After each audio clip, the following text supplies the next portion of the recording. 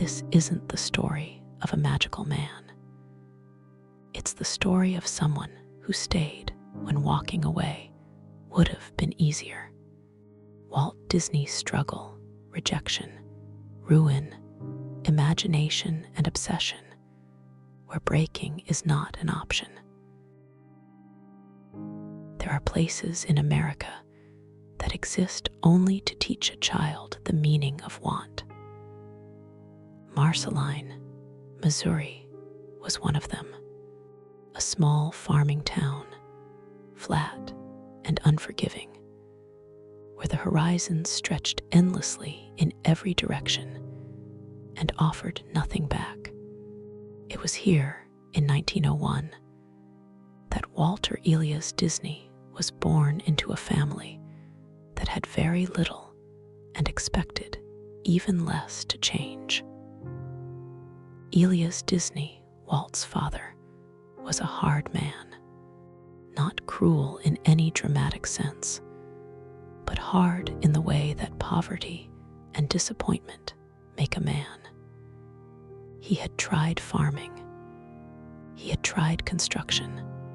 He moved his family from city to city chasing work that never quite materialized into stability. By the time Walt was 4 years old, the family had settled on a farm in Marceline, and for a brief window of time, it was the closest thing to peace that Walt would ever know as a child. But peace costs money. The farm demanded everything and gave back barely enough. Walt and his older brothers were put to work almost as soon as they could walk.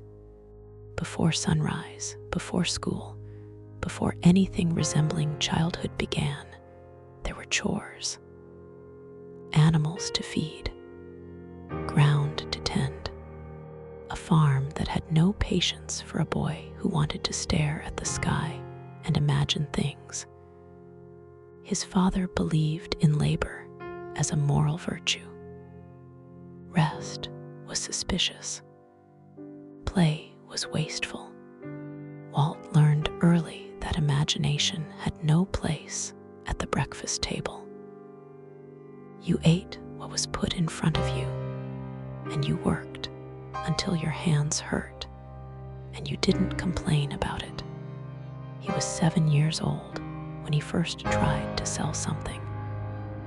He drew pictures on the side of a neighbor's house, crude images of animals and shapes, and asked to be paid for them.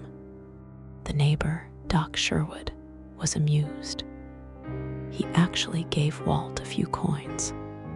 It was the first transaction of Walt Disney's creative life, and it planted something in him that his father's discipline could never fully uproot.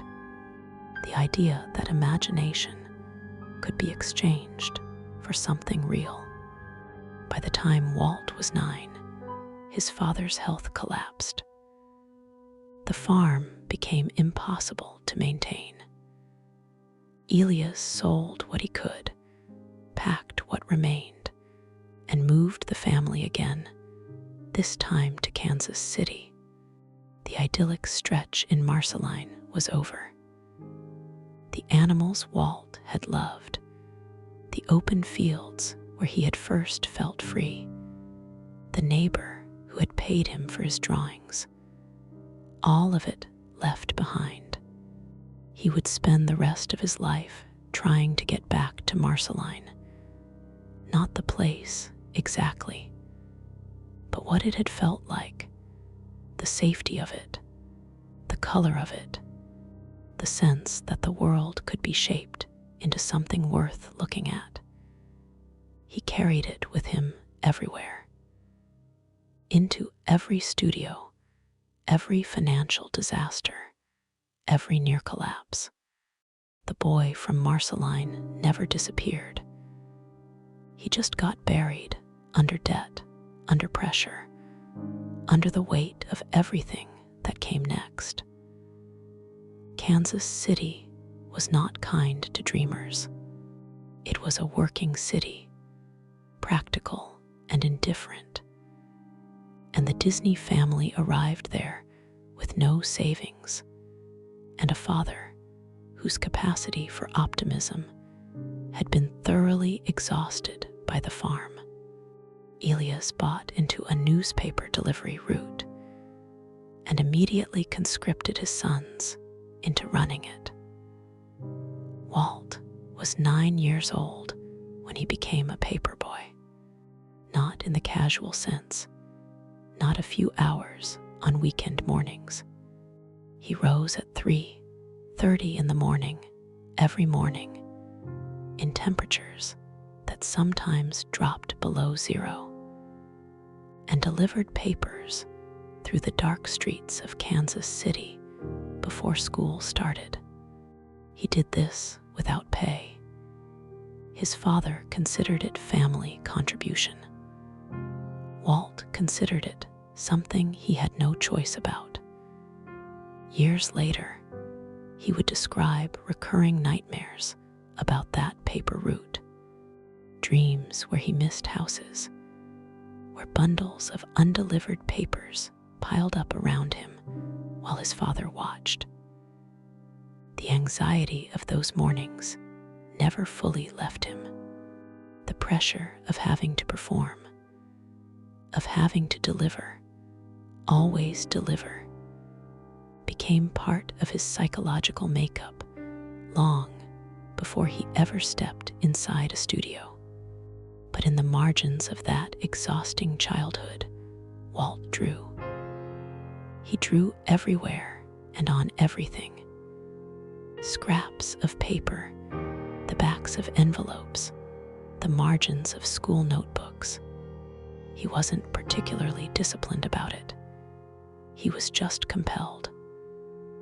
Drawing was the one thing in his life that asked nothing of him. It didn't demand 3:30 mornings. It didn't ask him to be useful. It just let him be. He took a few art classes when he could afford them and showed something that went beyond technique, an intuition for movement, for expression, for the way a face could say something that words couldn't reach. His teachers recognized it, but recognition from a teacher doesn't change what happens at home. At home, Elias Disney still didn't see the point.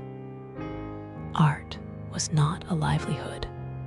Drawing was not a skill that put food on the table.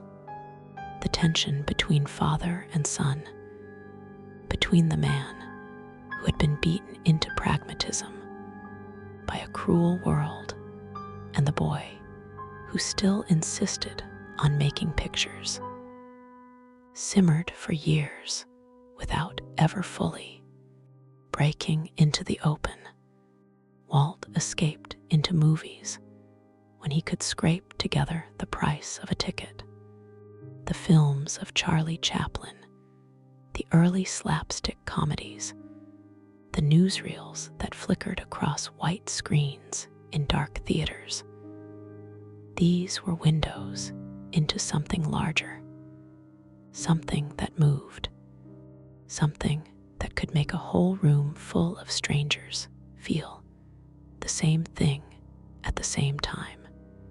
He was 15 when he started to understand what he wanted. Not just to draw, to make things move, to make pictures that could walk and breathe and make people feel. The idea was enormous and ridiculous, and he had absolutely no money and absolutely no path toward it. But it was there, fully formed, like something he had always known and was only now finding words for. The first time Walt Disney tried to enter the world as something other than a delivery boy or a farmer's son, the world told him no.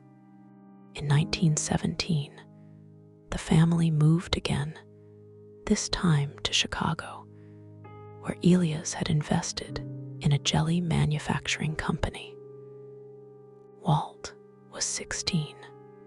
He enrolled at McKinley High School and began taking night classes at the Chicago Academy of Fine Arts, squeezing whatever creative education he could into the hours his father didn't own. He worked on the school newspaper. He drew cartoons. He was, for the first time, starting to feel like the pieces of something were assembling themselves around him.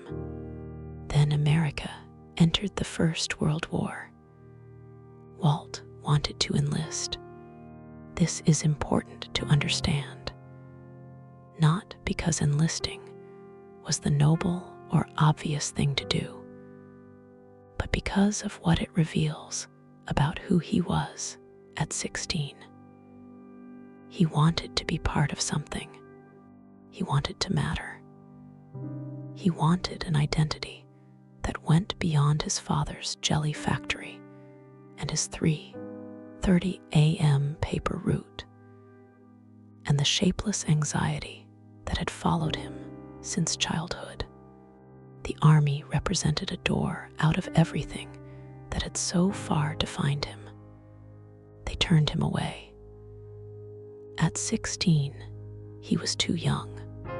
He lied about his age to join the Red Cross Ambulance Corps and was accepted. By the time he shipped out to France in November 1918, the war was essentially over. He arrived to a landscape of aftermath, mud and rubble, and the particular silence that follows catastrophe, and spent his months there driving an ambulance, hauling supplies, and watching the world try to piece itself back together after the most destructive conflict in human history. He wasn't in combat. He wasn't heroic in any conventional sense, but he was there, and it affected him. The scale of waste, the randomness of survival, the profound indifference of the world to individual human ambition. All of it registered somewhere beneath the surface of who he was becoming. He decorated his ambulance with cartoons. While other drivers kept their vehicles plain, Walt covered his with drawings, Chaplin characters, animals, jokes he'd invented. His commanding officers apparently found this amusing rather than insubordinate. But what it really shows is the compulsion at work. Even in France, even surrounded by the wreckage of a world war, Walt Disney was making pictures. He returned to America in 1919 with no savings, no formal education beyond a few art classes, no professional connections, and no clear plan. He was 18 years old. His father expected him to come back and resume something practical. The jelly factory, perhaps. A real job. Walt had other ideas. He told his family he was going to Kansas City to become a commercial artist. His father thought this was foolish. His mother worried quietly. His older brother Roy, who would become the financial spine of everything Walt ever built, offered what support he could, which at that point was mostly emotional. Walt arrived in Kansas City with $40. The commercial art studio he applied to turned him down. Too inexperienced, not qualified enough.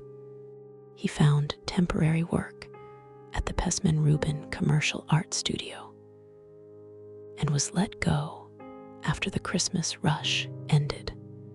Then he tried for a job as a cartoonist at the Kansas City Star, the very newspaper whose route he had spent years delivering in the dark.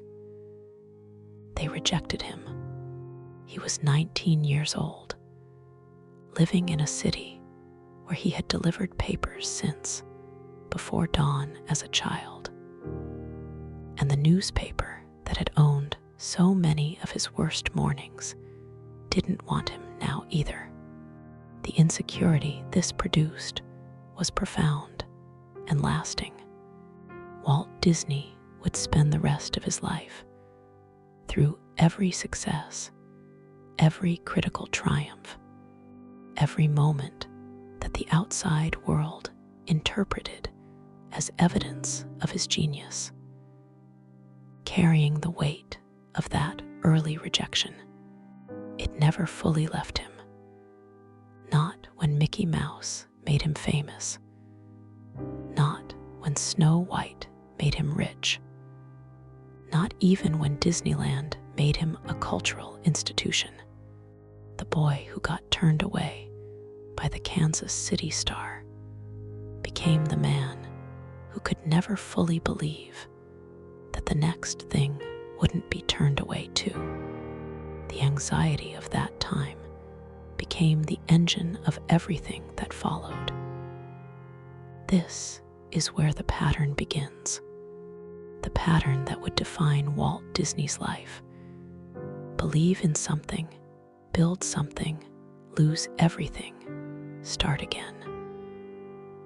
After the Star rejection, Walt found his footing in an unexpected place. He connected with a man named Ub Iwerks, a gifted draftsman, technically precise, where Walt was expressively chaotic. And together, they scraped together enough small commercial work to stay alive. They made advertising films for local theaters, short animated pieces that played before the features. It was rough, low-budget work, but it was animation, and animation, Walt had decided, was the future. He was 20 years old, and he had seen enough of the world's early animated films to believe that no one was doing it right yet. The medium was too stiff, too mechanical, too disconnected from the physical world that it was trying to replicate.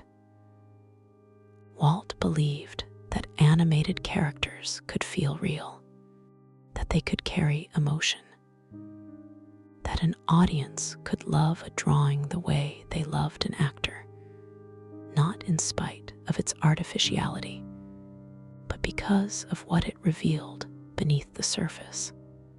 This was not a common view in 1921. On the strength of this vision, and very little else, Walt convinced a group of Kansas City investors to fund a studio. He called it Laugh-O-Gram Studios. He was 20 years old. He had no business training, no formal film education, no distribution deals, and no safety net of any kind. What he had was an idea, and an absolute refusal to consider the possibility that it wouldn't work. Laugh-O-Gram produced a series of animated fairy tales, modernized retellings of classic stories, aimed at children, technically ambitious for their time and place. The animators Walt hired were young, mostly untrained, working for almost nothing because they believed in what they were doing, or because they needed any work at all. The studio hummed with the specific energy of people who haven't yet learned to be afraid. The films were good, not great by later standards, but genuinely inventive, full of the visual wit and physical comedy that Walt had absorbed from years of watching Chaplin. The problem wasn't the product. The problem was the business. Their distributor, a company called Pictorial Clubs, Inc., had contracted to pay $4,000 for a series of films. They paid $1,500 up front, and then, quietly, catastrophically, went bankrupt before paying the rest. Laugh-O-Gram had built its entire financial model on that money arriving. When it didn't, everything began to collapse in slow motion. Walt couldn't make payroll. The animators who had signed on for the adventure started to disappear, one by one, as the reality of not being paid for work they had done set in. Bills went unpaid. Vendors stopped delivering supplies. The phones rang with creditors, and Walt learned the particular skill, one he would need many times in the decades ahead, of sounding confident when you were in free fall. He tried everything. He shot a short documentary film about Kansas City's sewer system to raise cash. He took on whatever work came through the door. He convinced a local dentist to fund a short educational film about dental hygiene. None of it was enough. The studio was sinking, and Walt knew it and kept working anyway, which was either brave or delusional. And in the moment, it's very hard to tell the difference. In the final weeks before the collapse, Walt was so broke that he couldn't afford food. He had been reduced to eating scraps wherever he could find them. He hadn't paid rent. He was 21 years old, running a company that was dying, trying to hold together a crew that had every reason to leave and no reason to stay, sustained entirely by the conviction that if he could just get the next film finished, if he could just find the next investor, if he could just hold on a little longer, it wasn't enough. In 1923, Laugh-O-Gram Studios declared bankruptcy. Walt Disney's first company was dead. He had nothing. Less than nothing. He had debts. He had a body of work that no one had properly paid for. He had a group of animators who had believed in him and had been let down. He had a Kansas City that had twice now told him he wasn't quite enough. What he had decided, somewhere in the rubble of Laugh-O-Gram, was that Kansas City was finished with him, and he was finished with Kansas City.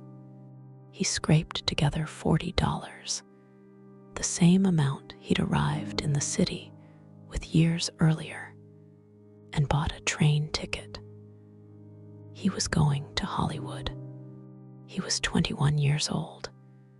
He had already gone bankrupt once, and he genuinely believed that the next thing he tried would be different. This is either the most American story ever told or the most troubling one. Possibly both.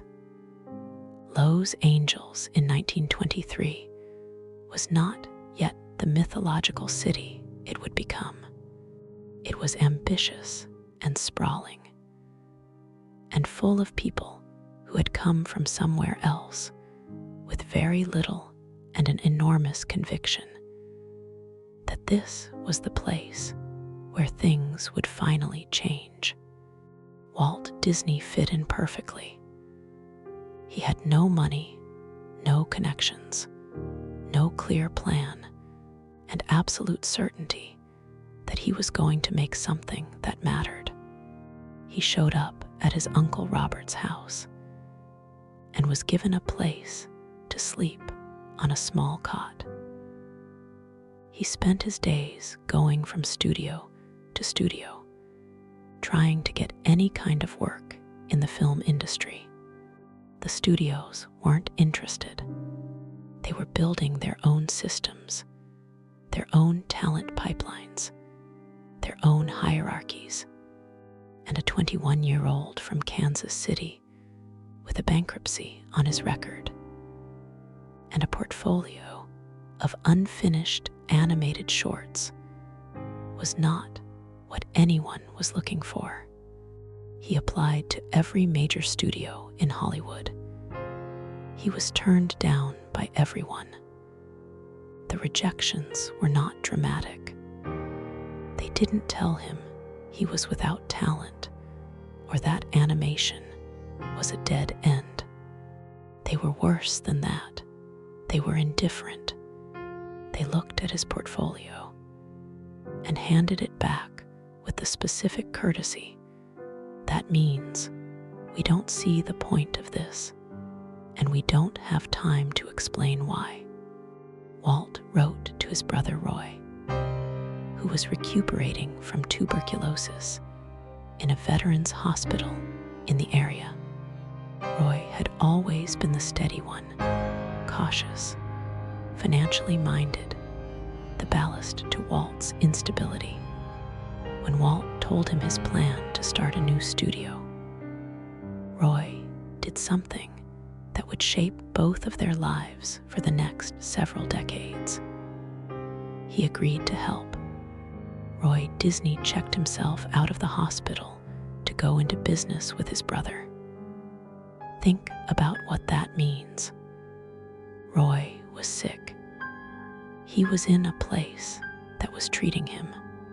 He left it to partner with a 21-year-old who had already gone bankrupt once and had nothing but ideas and intensity to offer.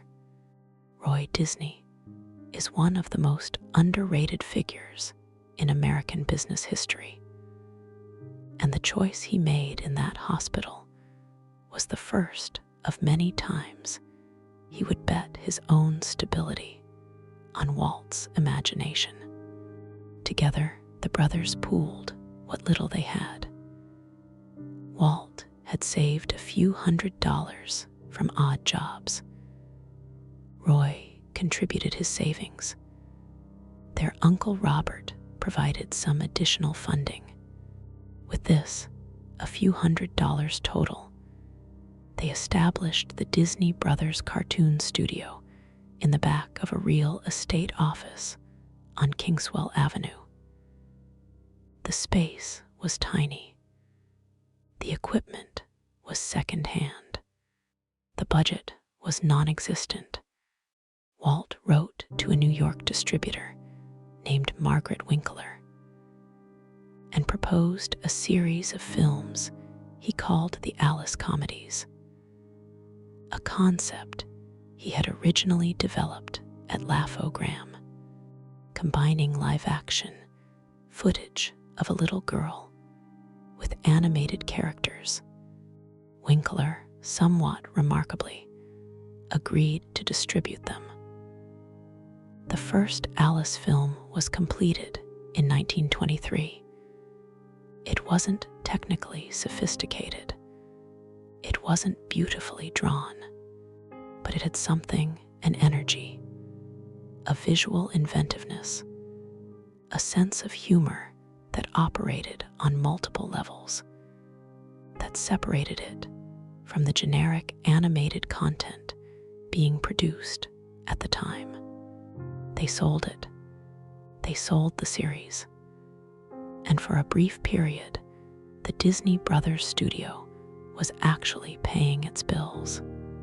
But the stress of those early years was enormous and corrosive in ways that didn't always show immediately.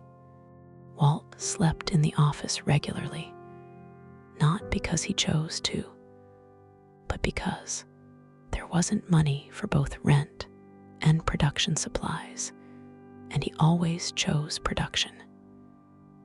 He ate cheap food when he ate at all. He worked 18-hour days because there was always something that needed to be done, and he had no staff large enough to do it without him. He was also developing something else during this period: an absolute refusal to accept quality as a negotiable standard. While other animation studios produced content quickly and cheaply, treating their product as disposable entertainment to be cranked out and forgotten, Walt kept pushing for better: more fluid movement, more expressive characters, more of whatever he saw in his head that wasn't yet making it onto the screen. This obsession with quality was not financially rational. It cost more than the budget allowed and took longer than the schedule permitted. Roy spent considerable energy trying to get Walt to accept what was achievable, rather than continuing to reach for what was perfect. Walt never fully accepted this. The gap between what he imagined and what he could currently produce was the source of his greatest achievements and his most destructive failures. It drove him forward, and it nearly destroyed him over and over for the next 4 decades. In 1925, Walt married Lillian Bounds, one of the studio's ink and paint artists. It was the steadiest relationship of his adult life, not because it was easy, but because Lillian was one of the very few people who understood the specific shape of his obsession and chose to stay anyway. She would spend the next 40 years watching her husband pour every dollar and every hour into ideas that terrified sensible people and built the world as we now know it. But the relative stability of 1925 was about to be shattered. The next catastrophe was already forming, and this one would be worse than Laugh-O-Gram. This one would take something that wasn't just money. There is a specific kind of destruction that comes not from failure, but from success. When something you've built starts to work, when the world starts to see what you saw, that's when the people with more power and more money show up to take it from you. Walt Disney learned this lesson in the cruelest possible way. By 1927, the Alice comedies had run their course. Margaret Winkler had married a man named Charles Mintz, who had taken over the distribution business, and Mintz was pushing for something new. Walt developed a new character, Oswald the Lucky Rabbit. Oswald was energetic, mischievous, physically expressive. A character that moved with the kind of rubbery, elastic energy that made audiences lean forward. Walt and his team produced a series of Oswald films that were genuinely popular. Universal Pictures, which held the rights through Mintz, was pleased. Walt traveled to New York in early 1928 to negotiate a new contract. He brought with him the reasonable expectation that Universal would recognize the value of what he had created and compensate him accordingly. He was the one who had developed Oswald. He was the one who had built the character from nothing. He was the one whose creative vision had made the series work. What Charles Mintz told him in that meeting was one of the most devastating things Walt Disney ever heard. First, Universal owned Oswald, not Walt. The character Walt had created, had named, had drawn, had brought to life. It legally belonged to the distributor. Second, Mintz intended to reduce Walt's production budget by 20%. Third, if Walt didn't accept these terms, Universal would simply take the character and give it to another studio to produce.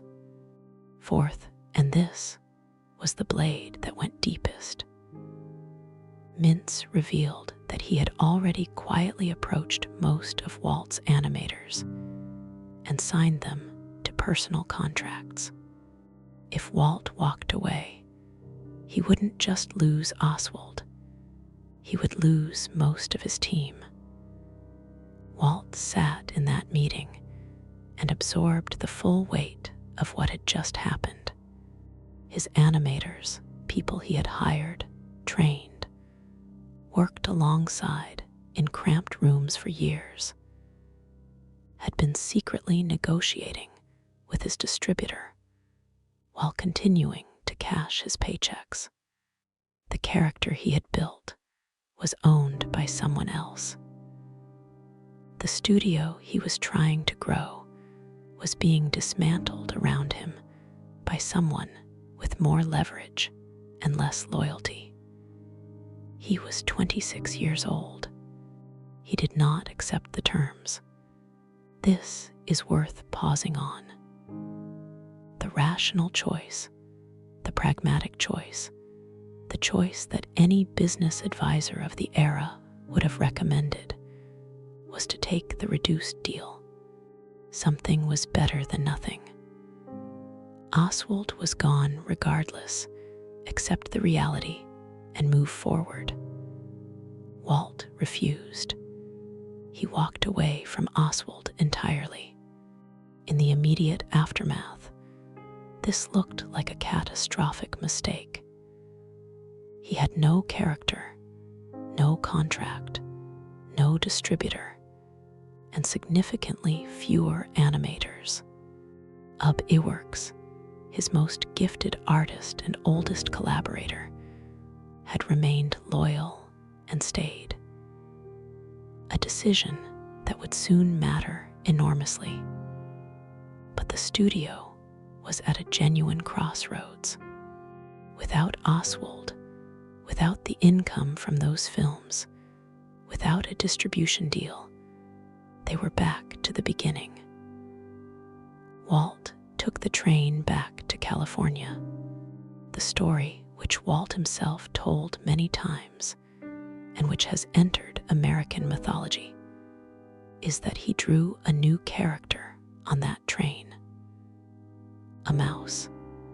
Simple, round forms, designed so that any moderately skilled animator could replicate the shape consistently across hundreds of drawings. Walt called him Mortimer. Lillian, when he told her about it, suggested Mickey instead. Mickey Mouse was born in the window seat of a train traveling west, created by a man who had just been systematically robbed of everything he had built. Whether the story is entirely literal or somewhat compressed by time and retelling barely matters. What matters is the truth at its center. The loss of Oswald didn't break Walt Disney. It focused him. It stripped away any remaining illusion about who owned what and who could be trusted, and what the only real protection was. The only real protection was ownership. control, making sure that what he created could never again be legally taken from him by someone with a better lawyer.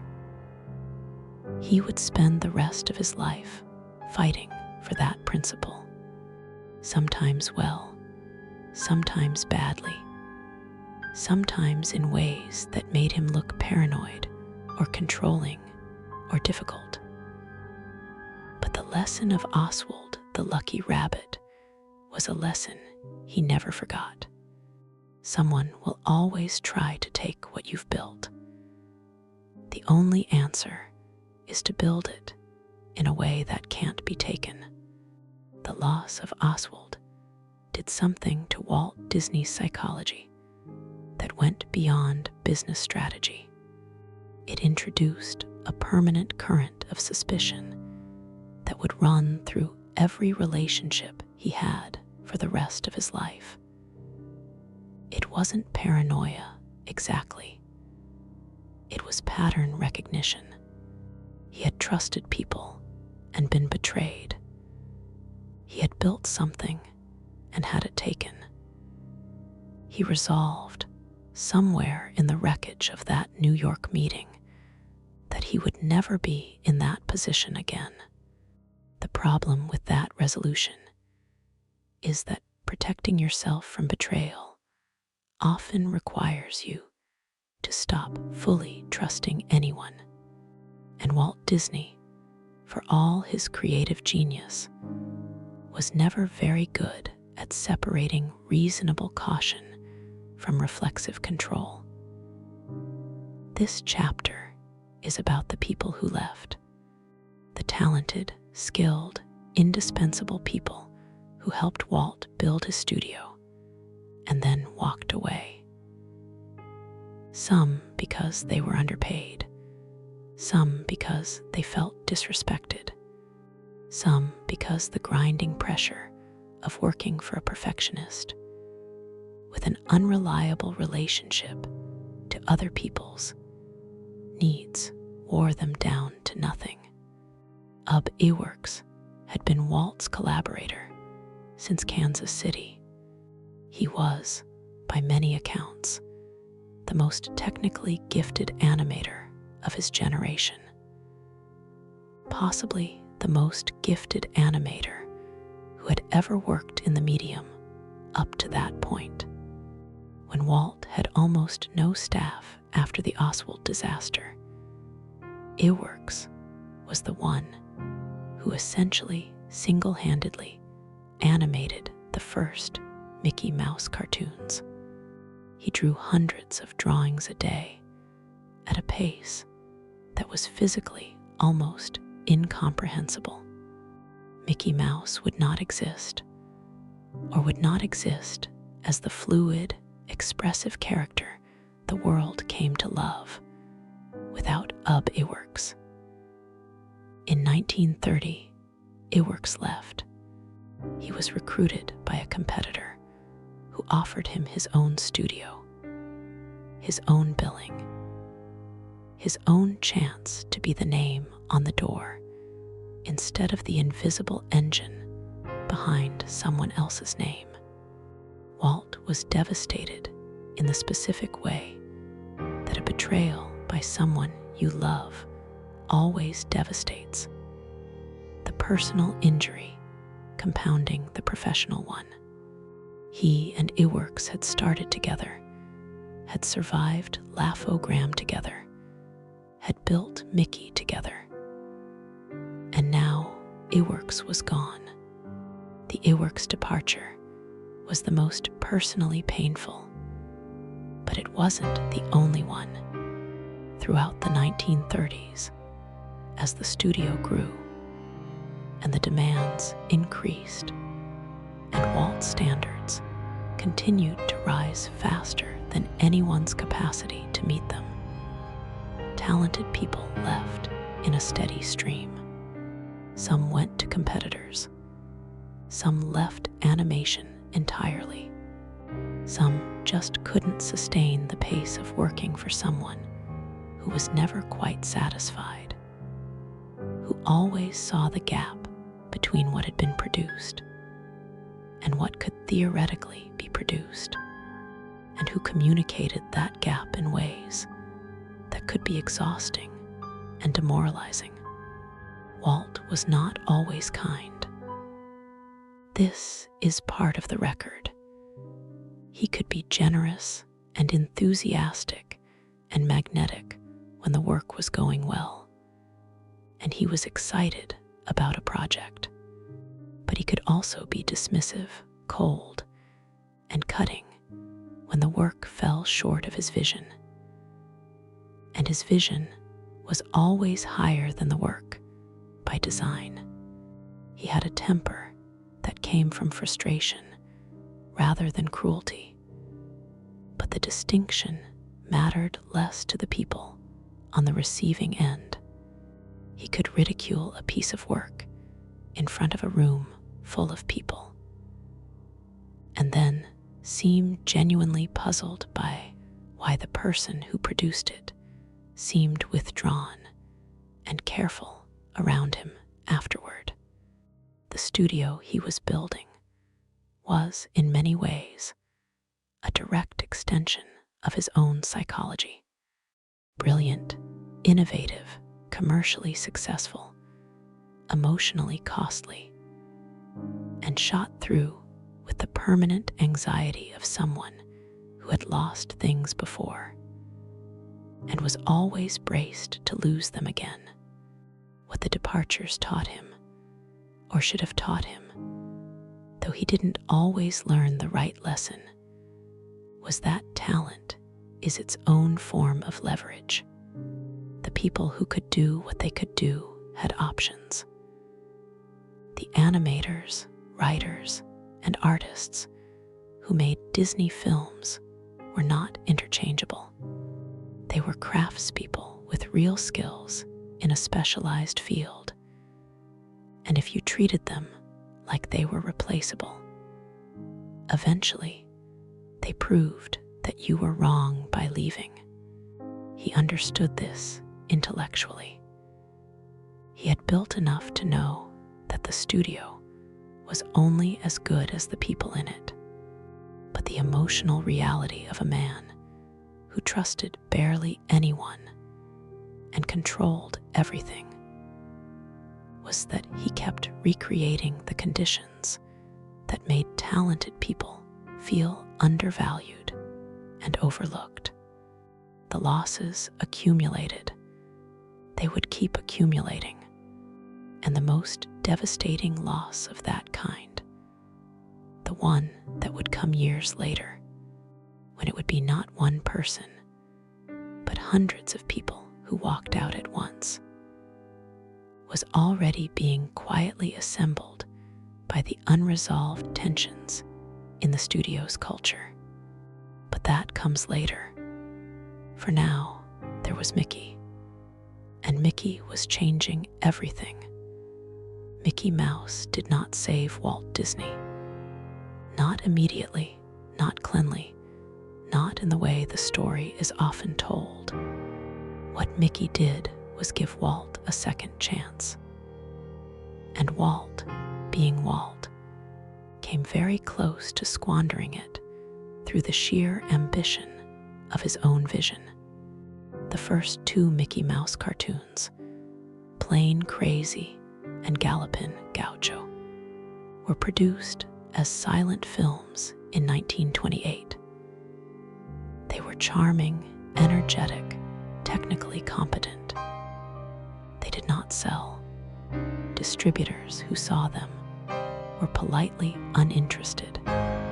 Mickey Mouse, in his silent incarnation, was just another cartoon character in a field crowded with cartoon characters. And there was nothing in those first two films to suggest that this particular mouse was going to matter. Then Walt saw the jazz singer. Al Jolson had made a sound film in 1927, and the industry was still processing what this meant. Sound was coming, clearly, but the major studios were slow to commit. because the transition was expensive and technically complicated, and they had enormous investments in existing infrastructure that silent films didn't. Threaten. Walt moved instantly. He understood, with the same intuitive clarity that had made him believe in animation before anyone else did, that synchronized sound was not a novelty. It was the future, and the future was available right now to anyone willing to take the risk of pursuing it before it was safe. He went back to Ub Iwerks, who hadn't left yet, and told him they were going to produce a third Mickey Mouse cartoon, this one with synchronized sound. The cartoon would be called Steamboat Willie. The process of synchronizing animation to a recorded soundtrack had not been standardized. There was no established method. Walt had to figure it out, largely from scratch, while also producing the film and managing a studio with almost no financial cushion. They completed Steamboat Willie in 1928. The recording session in New York was chaotic and expensive, and went significantly over budget. Walt conducted the musicians himself, using a metronome to keep the tempo locked to the animation, sweating through the takes, burning through cash he didn't have with the complete certainty that this was going to work. It premiered at the Colony Theater in New York on November 18, 1928. The audience, who had been watching silent films with musical accompaniment their entire lives, who had never heard a cartoon character produce synchronized sound, heard Mickey Mouse whistle for the first time. They heard the percussion of the objects he was playing on a riverboat. They heard the sound of an animated world that seemed to be alive in a completely new way. They lost their minds. The reviews described the theater's reaction as something between delight and amazement. People laughed. They applauded during the film. Some came back to see it multiple times. The distributor, who had passed on the first 2 silent Mickey films, immediately came back asking for more. Mickey Mouse was not a character anymore. He was a phenomenon, and Walt Disney was now a name that meant something. But here's what the legend tends to skip over. The years immediately following Steamboat Willie were financially brutal. The sound cartoons cost dramatically more to produce than silent ones had. The equipment was expensive, the recording process was expensive, and the demand for new content was relentless. Walt kept reinvesting every dollar the studio made into the next thing, the better thing, the more ambitious thing, rather than banking a cushion that might have protected him when the next crisis came. Because the next crisis always came. The personality of the studio during these years was a reflection of Walt's own psychology. Brilliant, relentless, chronically underfunded, always reaching for the next level of quality, even when the current level was already impressive enough to succeed on its commercial terms. He was building something that no one had built before. He was also building the specific architecture of a business that could not survive a single bad year. Walt Disney had a problem that most businessmen would have called a gift, and that most sane accountants would have called a crisis. Every time the studio achieved financial stability, he immediately spent that stability on something more expensive. Steamboat Willie had established Mickey Mouse as a cultural force. The Mickey Mouse merchandise licensing program, which Walt and Roy set up in the early 1930s, generated revenue streams that the film business alone couldn't match. Mickey Mouse watches, toys, school supplies, clothing. The character's image was everywhere. And for the first time in his career, Walt had real money coming through the door. He used it to fund the Silly Symphonies. The Silly Symphonies were a separate series of animated shorts, not Mickey Mouse cartoons, but standalone pieces that used music as their structural foundation. They were technically more ambitious, narratively more varied, and financially significantly riskier than the Mickey films. They were also, in the view of many people inside the studio, beside the point. The Mickey Mouse cartoons were the product. The Silly Symphonies were a luxury. Walt saw it differently. He saw the symphonies as a laboratory, a place to develop techniques, to push animators, to solve problems that the Mickey films couldn't accommodate because Mickey had to be Mickey every time. In 1932, he used the Silly Symphony series to debut a new technology, 3-strip Technicolor. The deal Walt struck with Technicolor gave him a 2-year exclusive on the process for animation. For 2 years, no other animation studio could produce films in the full-color Technicolor format that Walt was using. Flowers and Trees, the 1932 Silly Symphony that debuted the color process, won the first Academy Award ever given to an animated film. Walt had won again by taking a risk that frightened his own brother and business partner. He had gotten ahead of the curve before anyone else could follow.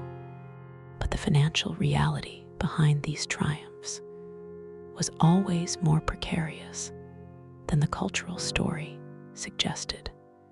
The studio was growing rapidly, which meant payroll was growing, which meant overhead was growing, which meant the margin for error was shrinking, even as the public profile of Walt Disney was expanding.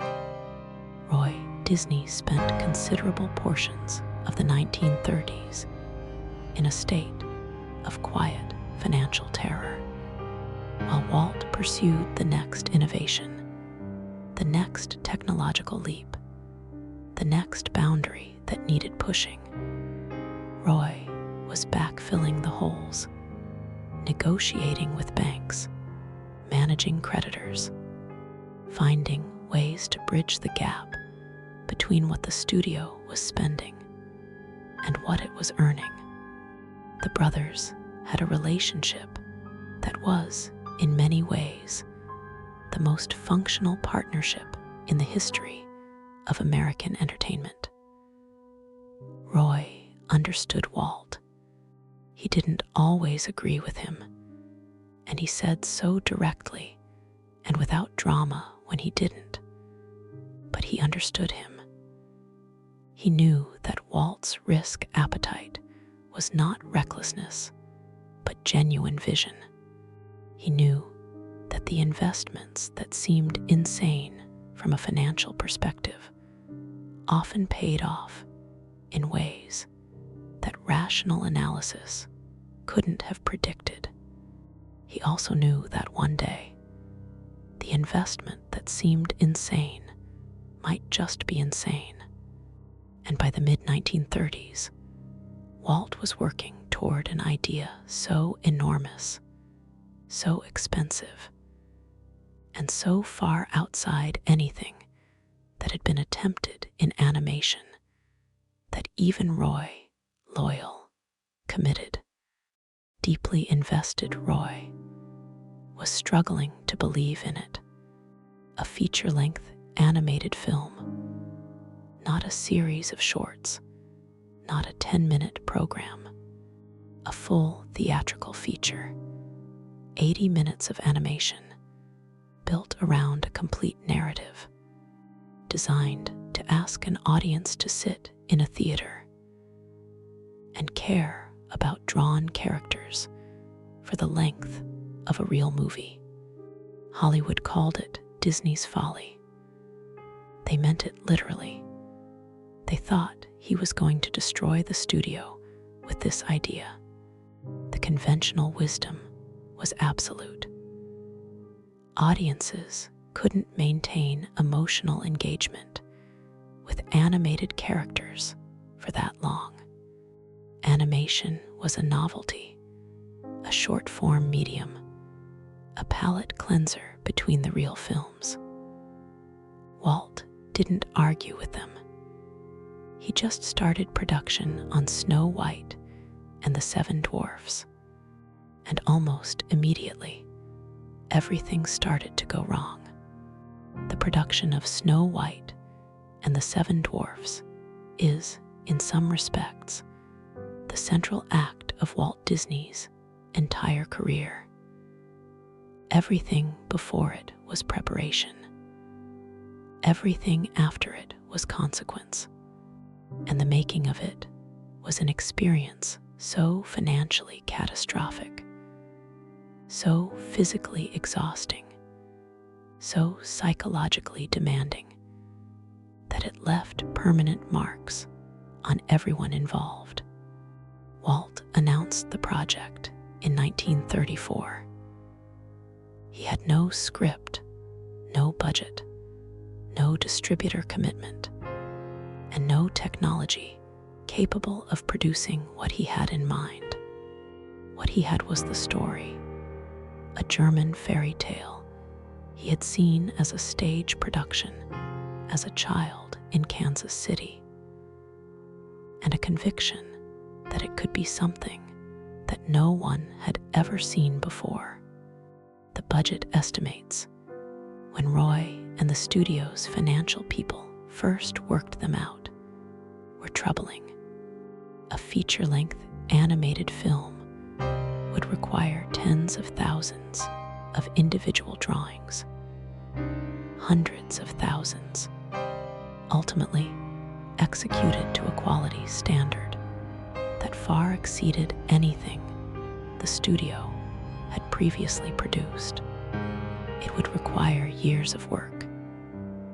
It would require a staff significantly larger than the studio currently employed. The initial estimate was approximately $150,000. This was, by any measure, an enormous sum in 1934.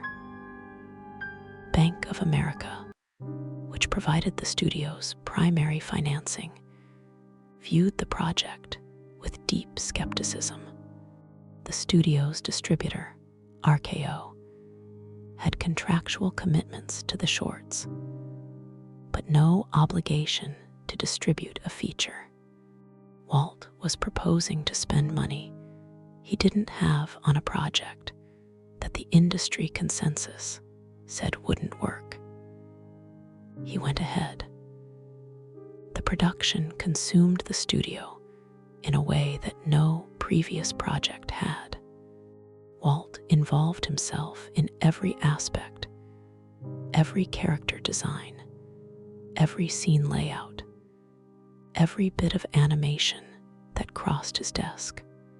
He held story meetings that lasted for hours, acting out the characters himself, demonstrating the emotion he wanted in his body before he could describe it in words.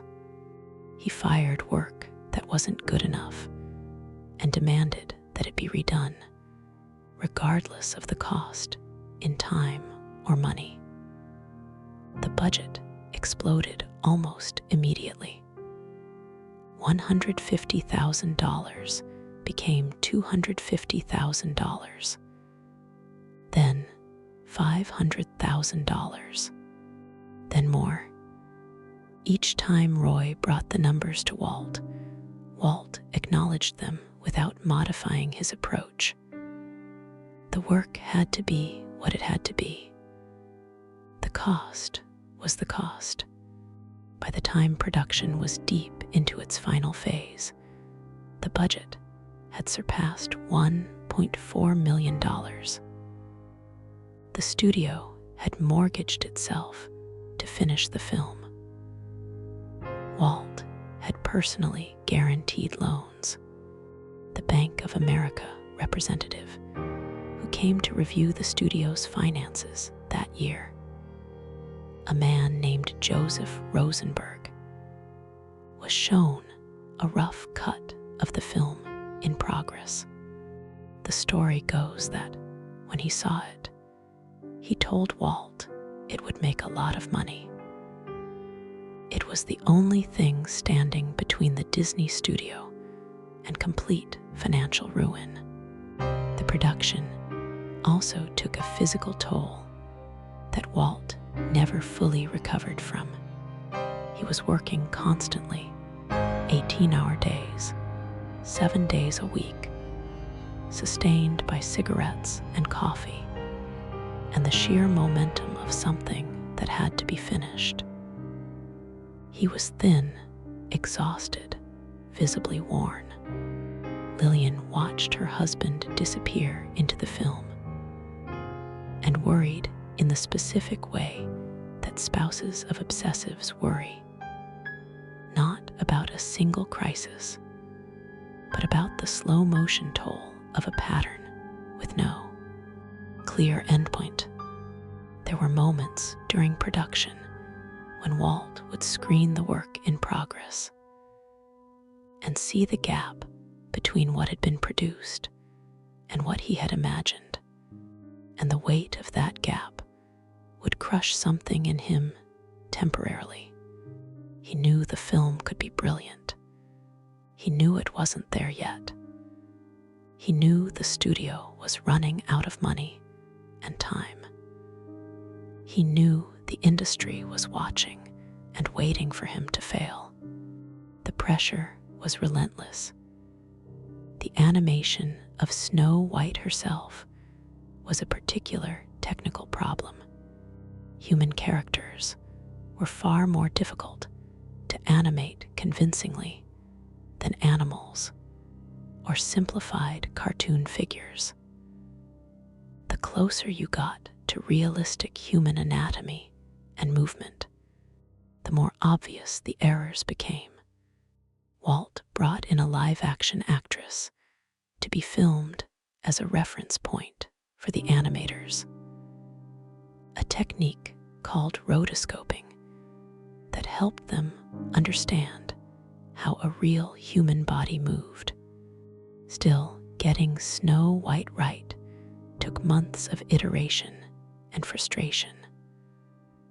Walt wasn't satisfied with her for a long time. She looked too stiff, too artificial, not emotional enough. He kept sending the work back. The dwarfs were easier.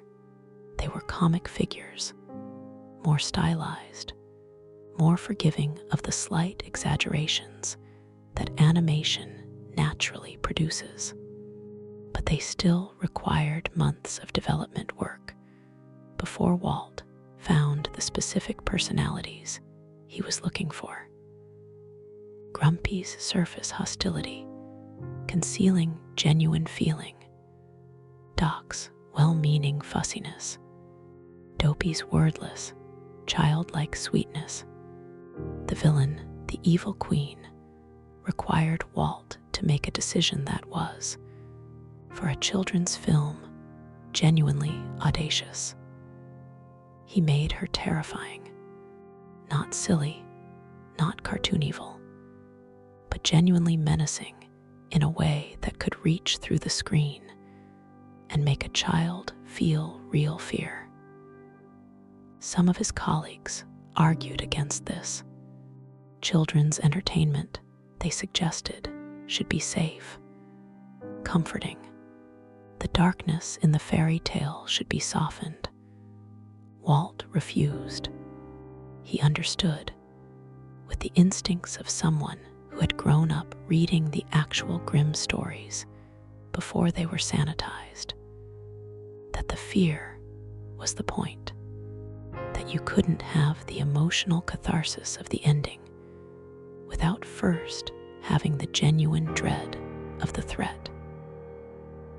That emotion required stakes, and stakes required the possibility of real loss. He was right.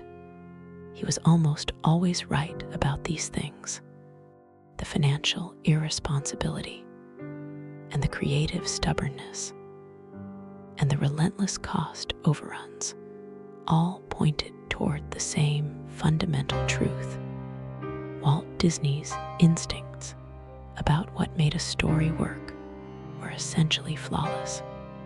Snow White and the Seven Dwarfs premiered at the Carthay Circle Theater in Hollywood on December 21, 1937.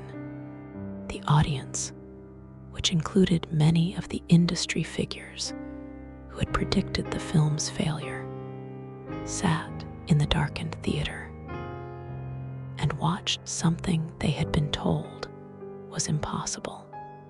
They watched a drawn character feel.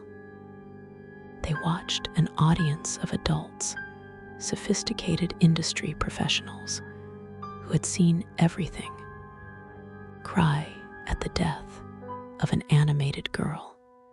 When the lights came up, many of them were too moved to speak. The film grossed $8 million in its initial release, an astronomical sum in 1937, enough to clear the studio's debts, enough to fund the construction of a new studio in Burbank, enough to prove that Disney's folly had been the most prescient project in the history of American cinema. Walt Disney was 36 years old, and he had just made the most successful animated film ever produced. He was also, in ways that weren't yet visible from the outside, beginning to crack. Snow White's success was real, but it arrived with a shadow attached to it that Walt couldn't seem to shake. The years following the film's triumph should have been triumphant. The studio moved into its new Burbank campus, a purpose-built facility designed to Walt's specifications, organized by function, beautiful in the way that a man who had spent years working in cramped offices designs a workspace when he finally has the money to do it right. New talent was hired. New projects were commissioned. Pinocchio, Fantasia, Bambi, Dumbo. All of them in various stages of development simultaneously. All of them expensive. All of them pushing the boundaries of what animation could achieve. Walt was building an empire. From the outside, it looked like the natural flowering of genius meeting opportunity. From the inside, it was an exhausted man trying to sustain a standard he had set for himself that might simply be unsustainable. Pinocchio and Fantasia, both released in 1940, were each magnificent. They were also both expensive failures at the box office. Pinocchio cost $2.6 million to produce, more than any previous Disney film. And while it was critically praised and would eventually earn back its investment through re-release, its initial run was disappointing. The European market, which had historically provided a significant portion of Disney's foreign revenue, had been effectively closed by the Second World War. Audiences that might have seen the film in London or Paris were otherwise occupied. Fantasia was worse. Walt had conceived it as a revolutionary fusion of animation and classical music, a genuine artistic statement that elevated the medium beyond entertainment into something closer to fine art. He spent lavishly on it. He developed new audio technology for its theatrical presentation. He overrode concerns from distributors and colleagues who worried that audiences wouldn't accept animation without a traditional narrative structure. He was right that the film was extraordinary. He was wrong that it would make money. Fantasia grossed far less than its production and marketing costs, and the financial blow it dealt the studio was severe. The pattern had become: Walt makes something brilliant. Walt spends more than the studio can afford. Roy scrambles to find the money. Something unexpected goes wrong with the market. The studio finds itself in crisis again. The crisis this time was existential. By 1941, the studio had accumulated significant debt. The new Burbank facility, however beautiful, had been partially financed through stock offerings and loans that were now coming due. Walt had always survived his financial disasters through the next success. Snow White had bailaid out everything that preceded it, but there was no guaranteed Snow White waiting to bail out Fantasia. Walt's physical and psychological condition during this period was alarming to those close to him. He was suffering from what was then called a nervous breakdown. We might now describe it as severe anxiety and depression, burnout in the clinical rather than casual sense.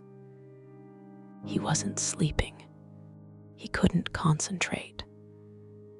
The creative energy that had sustained him through decades of crisis had burned down to something dim and uncertain. Lillian convinced him to take a vacation. The two of them went to South America on what was ostensibly a goodwill tour arranged through the State Department, but was, in reality, an attempt to get Walt out of the studio and away from the specific anxiety of a building full of problems he couldn't immediately solve. He returned somewhat restored, but the studio he came back to was not the studio he had left. The conditions that had been building for years in the studio's culture. The inequality between Walt's star status and the relatively modest wages paid to the animators who made the films possible. The resentment of a workforce that felt overworked and undercompensated the specific grievances of a labor movement that was organizing across American industries. We're about to produce the most painful episode in Walt Disney's professional life. He was coming home to a strike, and the strike would hurt him in ways that went beyond money. The world that Walt Disney had built his career in effectively ceased to exist in December 1941. Pearl Harbor changed everything for the studio in ways that were immediate and concrete. The day after the attack, the United States Army moved into the Disney studio in Burbank. Not by negotiation, not by invitation, but by government order. Soldiers arrived and took over a significant portion of the facility to use as a storage and vehicle maintenance depot. Walt had no meaningful recourse. The war had arrived at his door. The Army's presence was disruptive in the physical sense. Space that had been production space was now occupied by military equipment. But the real damage was in what the war did to the business model that Disney had depended on. The foreign markets that represented roughly a third of the studio's revenue were gone. The European box office had been inaccessible since 1939. Japan was now the enemy. The economies that Walt had been building distribution relationships with for a decade had been restructured by the logic of global conflict into something unrecognizable. The government offered contracts to partially compensate. The Disney studio produced training films, instructional materials, and propaganda pieces for the military for essentially the entire duration of the war. Some of these were creative in their own right. The studio produced pieces that explained complex technical processes, medical information, and military tactics in visual formats that were more effective than text. But they were not the films Walt wanted to make. They were not the projects that had drawn him into animation in the first place. He was a man who had devoted his professional life to entertainment, to the project of making audiences feel things, to the deliberate creation of joy and wonder. Now, running a factory that produced instructional films about airplane maintenance and nutrition deficiencies, the staff had been depleted by the strike of 1941, which had ended in a negotiated settlement that left lasting bitterness on all sides. Many of the most talented animators were gone. The ones who remained were producing government work that paid modestly and offered none of the creative challenge that had originally attracted them to the studio. The features that came out during the war years, Saludos Amigos, The Three Caballeros, Make Mine Music, were package films, collections of loosely connected short segments rather than unified narratives. They were inexpensive to produce, and they needed to be. The studio was surviving, not thriving. These films were the product of constraint rather than vision, and Walt knew it and hated it. He had wanted to make Bambi with the scale and emotional ambition of Snow White. Bambi had been in development since before the war, and he had pushed for it to be produced with the same uncompromising standard. It was released in 1942 to critical praise, but mixed box office. The market had changed. Audiences were distracted by the war, and the film's quiet, melancholy tone felt disconnected from the national mood. Walt spent the war years with a specific kind of frustration, the frustration of a man who knew what he was capable of and was being prevented from doing it by circumstances entirely outside his control.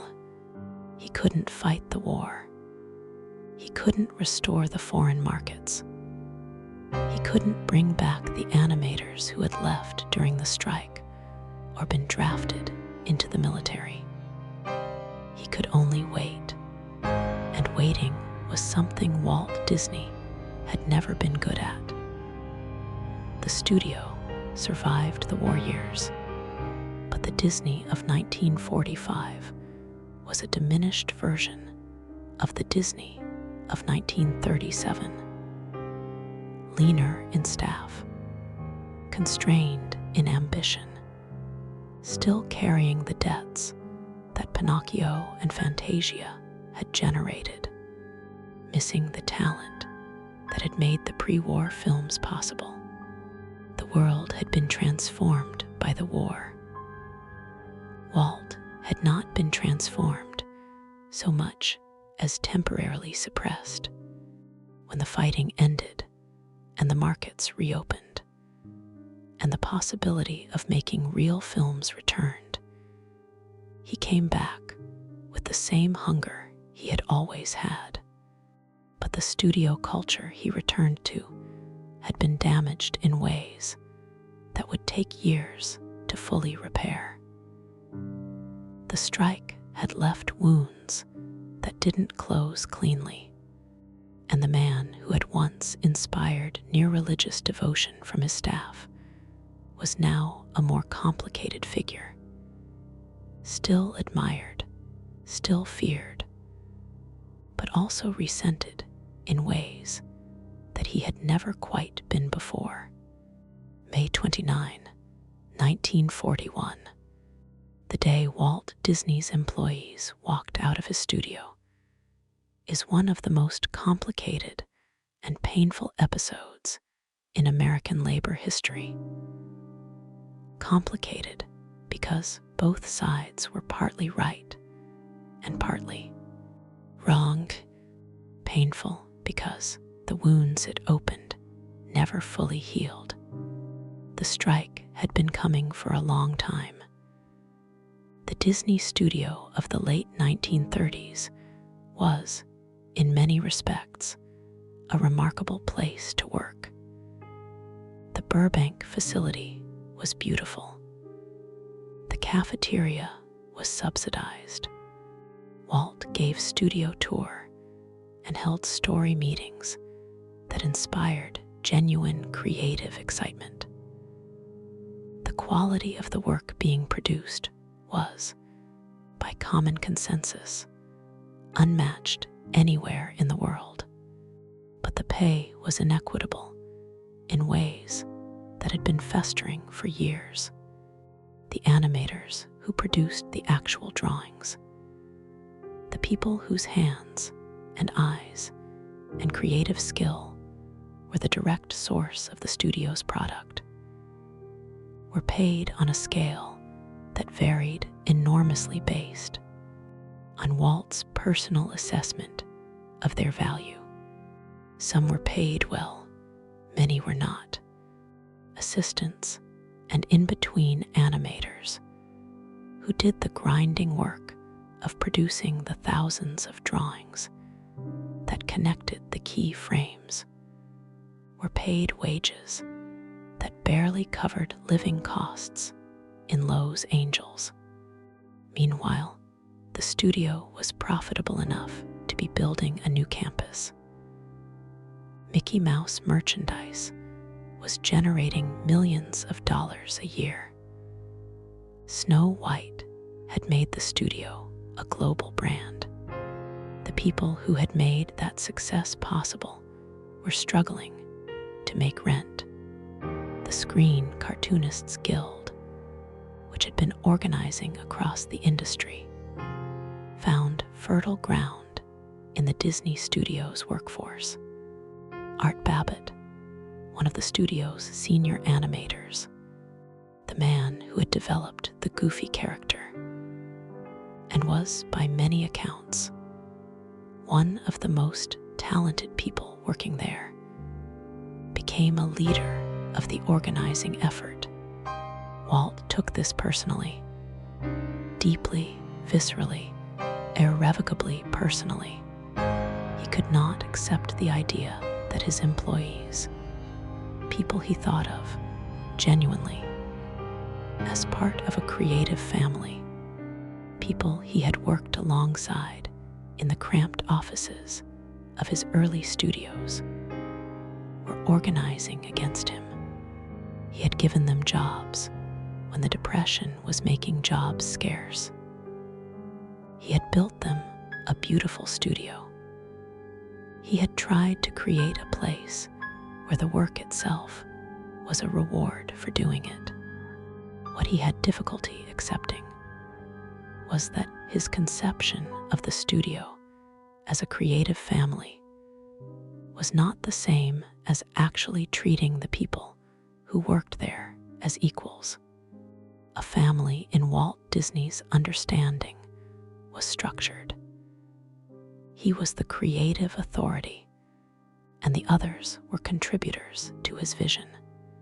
That was not, in the understanding of the Screen Cartoonists Guild, what family meant. Walt responded to the organizing effort in ways that were counterproductive. He made public statements that were dismissive and contemptuous. He suggested that the strike was being driven by outside agitators, by communists, specifically, a charge that was both unfair and strategically disastrous given the political climate. He treated the strike as a personal betrayal rather than a labor dispute, which made negotiation essentially impossible for a period. The strike lasted 5 months. During that time, picket lines formed outside the studio and did not disperse. The names and faces of Walt's former colleagues, people he had worked with for years, people he had hired and trained, and in some cases genuinely cared about, were on those picket lines. Some of the most talented animators in the studio had walked out. The settlement, when it finally came, was a defeat for Walt. The guild was recognized. Wages were adjusted. The conditions that had produced the strike were formalized into contractual obligations. Walt never forgave it, not the outcome, and not the people who had pushed for it. Art Babbitt was fired after the settlement, a decision that created additional legal complications, and that many saw as an act of explicit retaliation. The public image damage was significant. Walt Disney, the beloved creator of Mickey Mouse and Snow White, had been on the wrong side of a labor dispute, had been visibly, publicly, on record, calling his own employees communist agitators. It was a story that followed him, but the deeper damage was internal, the trust that had characterized the studio at its best, the collective belief that everyone in the building was working toward something worth working toward had been fractured. You can rebuild a staff after people leave. You cannot fully rebuild the specific culture that existed before the people who made it left. The Disney studio of the post-strike years was professionally accomplished. It continued to produce work of genuine quality, but something had gone out of it, some essential warmth, some sense of collective investment in the project that it would never fully recover. Walt knew it. He didn't admit it, or not in ways that were visible, but he knew it.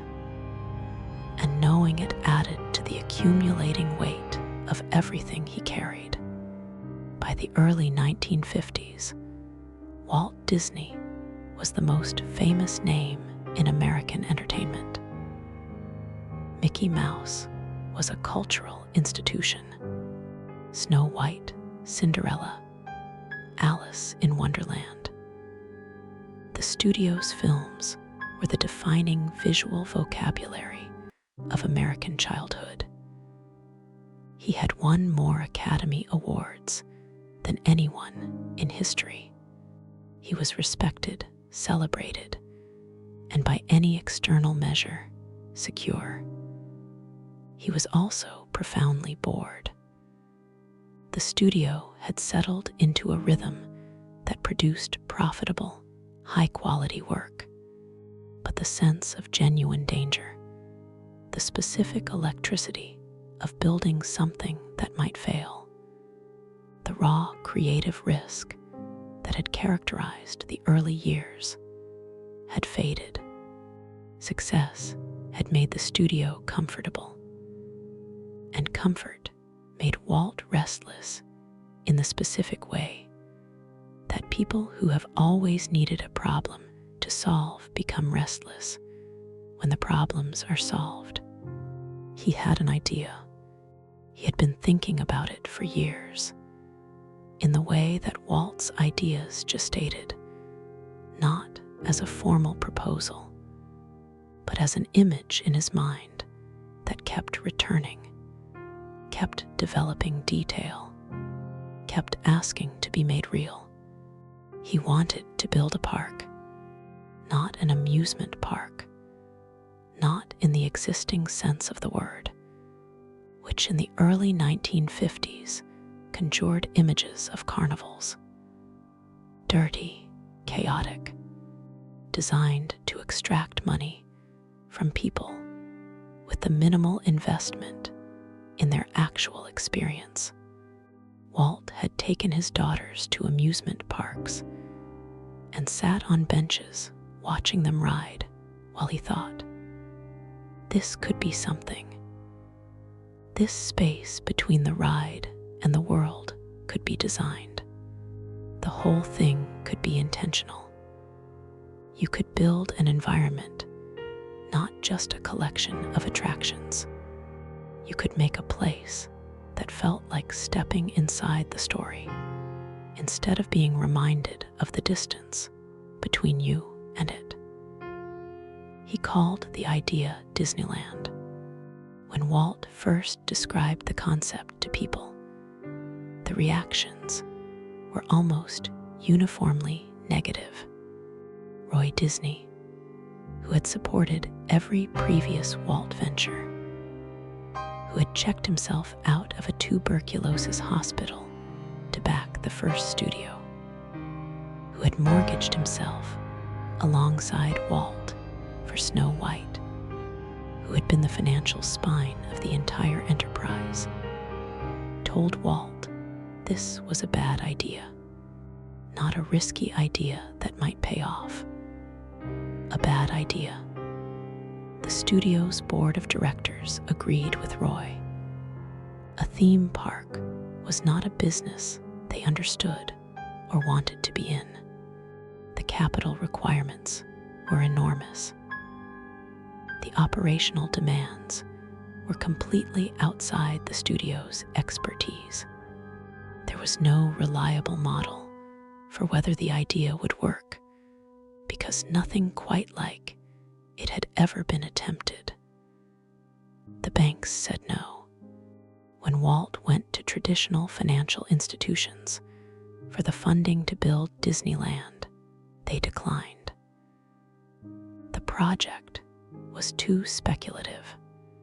A theme park based on cartoon characters built in a Southern California orange grove. There was no data to support a positive investment thesis. Walt was told by virtually everyone in his professional orbit that this was the idea that would finally be too much, that even Walt Disney, with everything he had survived and built, was not capable of making this work. He found the money elsewhere. He sold his vacation house in Palm Springs. He borrowed against his life insurance policies. He convinced his brother, eventually, that the alternative, watching Walt pursue this without Roy's guidance, was worse than the risk of pursuing it with him, and he made a deal that would, in retrospect, prove to be one of the most significant business arrangements in television history. Walt went to ABC, at the time the third-ranked and financially weakest of the three major television networks, and offered them something unusual. He would produce a weekly television program called Disneyland, which would promote the studio's films and showcase the upcoming theme park. In exchange, ABC would take a minority ownership stake in the park and provide $500,000 in financing. ABC agreed because they needed programming and Walt needed money. The arrangement worked for both parties in ways that neither fully anticipated. The television show was an enormous hit. At a time when television was still establishing its cultural authority, Walt Disney's presence on the small screen was a kind of validation that the medium had been waiting for, and the promotional power of the show for the park project was incalculable. Construction on Disneyland began in 1954 in Anaheim, California, on a site that had been an orange grove. The budget was $17 million. This figure was almost immediately inadequate. The construction was plagued with problems. The contractors Walt had hired missed deadlines and exceeded budgets. The labor to build things that had never been built before. Environments designed to be completely immersive. Spaces that were simultaneously theatrical sets and functional public accommodations turned out to be more complex and expensive than the original estimates had accounted for. Walt was on the construction site daily, making changes, demanding improvements, overriding contractors who told him that what he wanted wasn't possible or wasn't affordable. His specific obsessions, the quality of the experience, the completeness of the illusion, the elimination of anything that reminded the visitor of the outside world, cost money at every turn.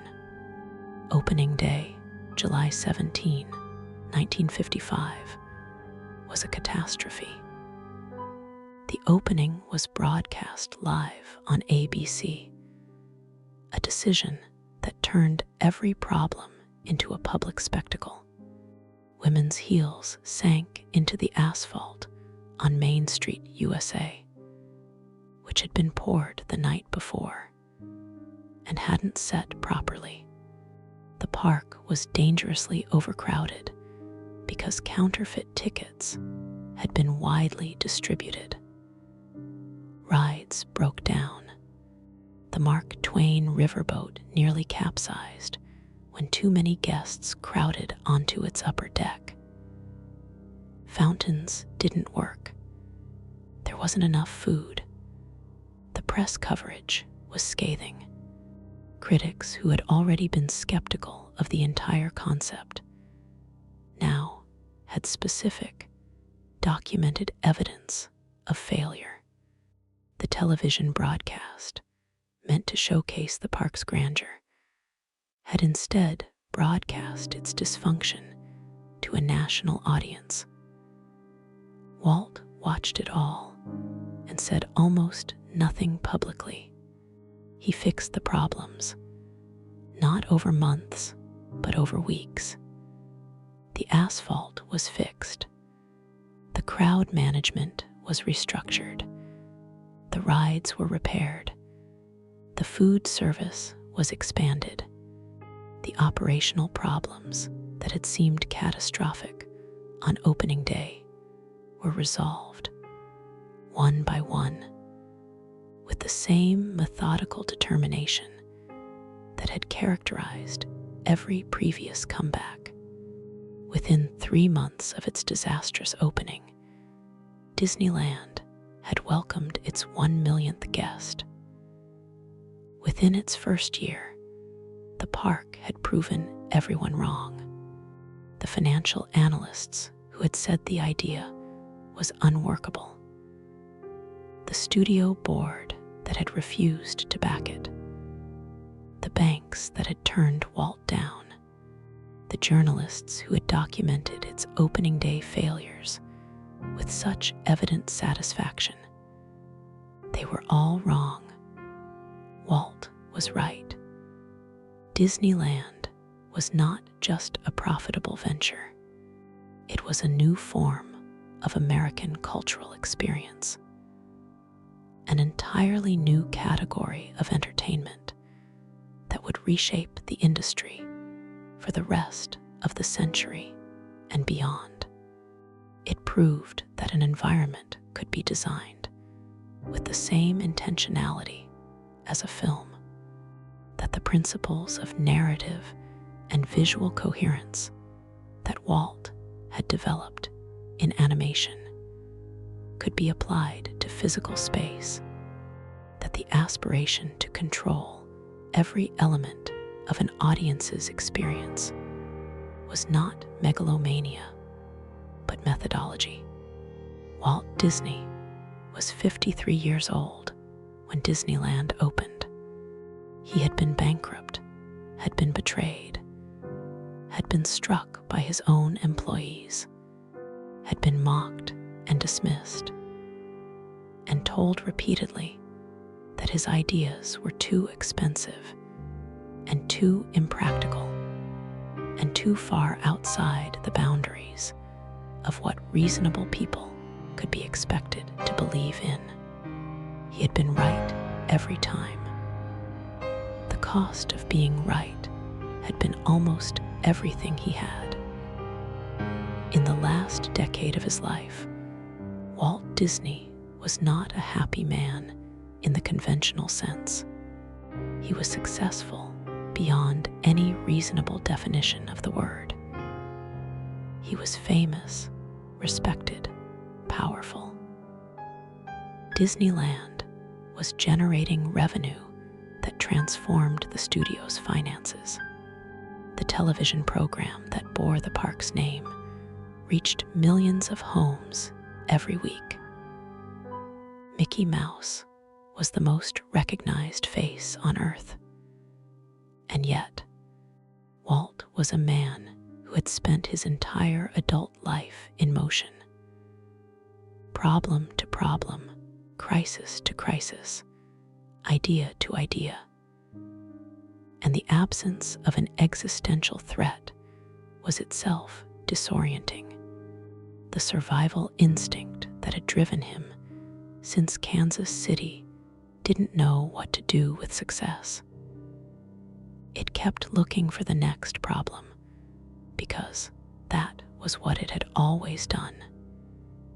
He found it in Florida, the idea of a second park, something even larger, even more ambitious, even more completely conceived than Disneyland, had been forming in his mind since the Anaheim park opened. Disneyland had taught him things. It had taught him that the concept was right, that people would come, that the experience was transformative in ways that justified the expense. But it had also shown him the limits of what he'd built. Disneyland was surrounded by the world, the commercial development that had grown up around its perimeter, the cheap motels, the fast food restaurants, the souvenir shops that had sprung up to capture the money of visitors who left the park, represented everything Walt had spent his career trying to exclude. He had built an island of intentional design, surrounded by a sea of exactly the kind of environment he was trying to provide an escape from. He wanted land, enough land that the world couldn't get in. He secretly assembled 27,000 acres of Florida swampland over the course of several years, using dummy corporations and legal misdirection to prevent the land prices from rising as sellers recognized who was buying. The secrecy was Walt at his most obsessively controlled. A years-long deception conducted at the highest levels of corporate planning, a scheme that required dozens of people to maintain confidentiality, and that succeeded remarkably until Walt was ready to reveal it. He called the project the Florida Project. Later, it would become Walt Disney World, but Walt Disney never saw it built. He was diagnosed with lung cancer in November 1966. The consequence of the Camels he had been smoking for decades, the cigarettes that had been constant companions through every crisis and every overnight session and every 3:30 a.m. delivery route of his childhood imagination. He was 64 years old. He died on December 15, 1966, 10 days after his diagnosis became public. He died in a hospital across the street from the studio he had built, the studio that bore his name, that housed his characters, that employed thousands of people who had devoted their professional lives to realizing his vision. The question of Walt Disney's legacy is not simple. The story of his life is not simple. He was a man of enormous gifts and real limitations, creative instincts that were essentially flawless, and interpersonal instincts that were frequently damaging.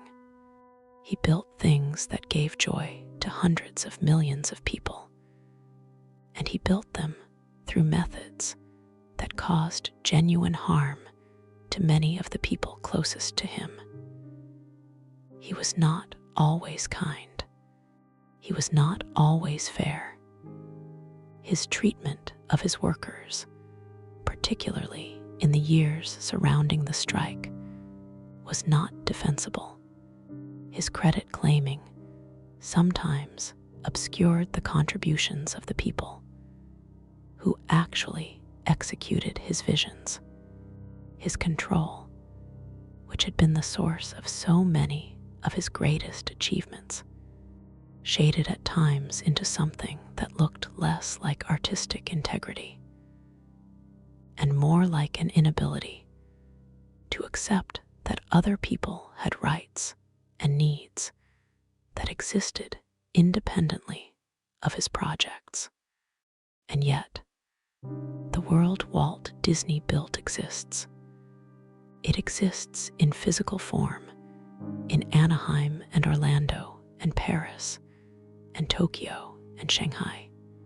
It exists in the archive of the studio's films. Not just the Disney classics, but the entire lineage of American animation that was shaped by what Walt proved was possible. It exists in the concept of the theme park, which he invented from scratch, which had not existed before him, and which restructured the entertainment industry entirely after him. He proved things that needed proving. He proved that animation could carry adult emotion. He proved that a drawn character could inspire genuine grief. He proved that a family could sit together in a dark room and care about something that didn't exist. He proved that an environment could be designed, that intentionality in the construction of experience was not pretension, but craft, and that audiences, real people, not the imagined audiences of focus groups and market research, would respond to that craft with something that looked a lot like love. He refused to quit. That is the simplest and most accurate summary of Walt Disney's life.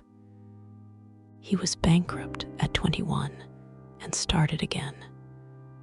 He was robbed of his character and invented another one. He was struck by his employees and rebuilt the culture from the wreckage. He was mocked for every major idea he ever had and was right about all of them.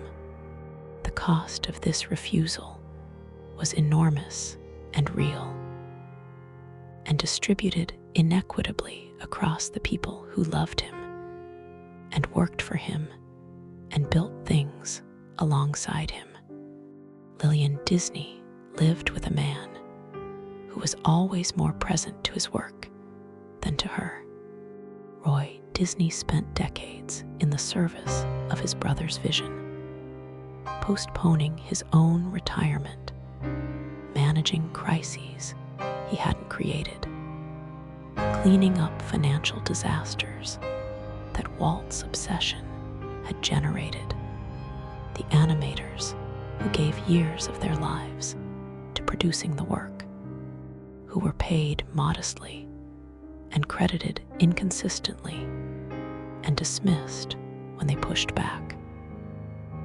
They gave something to the Disney canon that is visible in every frame of every film, and that is only sometimes acknowledged. Walt Disney didn't believe in magic. He believed in refusing to quit. The magic was the byproduct. The real substance was the decades of failure, the mornings when the money was gone and the character had been stolen, and the distributor had walked away, and the industry was laughing. The real substance was what happened in those moments. The decision, made over and over again, to start anyway. That decision, repeated across 40 years and more failures than most people survive, produced Mickey Mouse and Snow White and Disneyland, and 100 other things that are now so embedded in American culture that they seem like they were always there. They were not always there. They were built. They were built against resistance, against poverty, against betrayal, against the accumulated judgment of every reasonable person who looked at the plan and said it wouldn't work. Walt Disney was not the man the myth says he was. He was something more complicated and more interesting, and, in the end, more human. A man who was genuinely broken in certain ways, who carried genuine darkness alongside the light, who paid for his vision with things that should not have been asked of him and asked too much of others. But the work endures. The worlds he built endure. The specific quality of joy that he dedicated his life to producing. The thing he first felt as a child in Marceline, watching the horizon, believing that imagination was worth something, endures. He was right about that from the beginning. Everything else was the price of being right.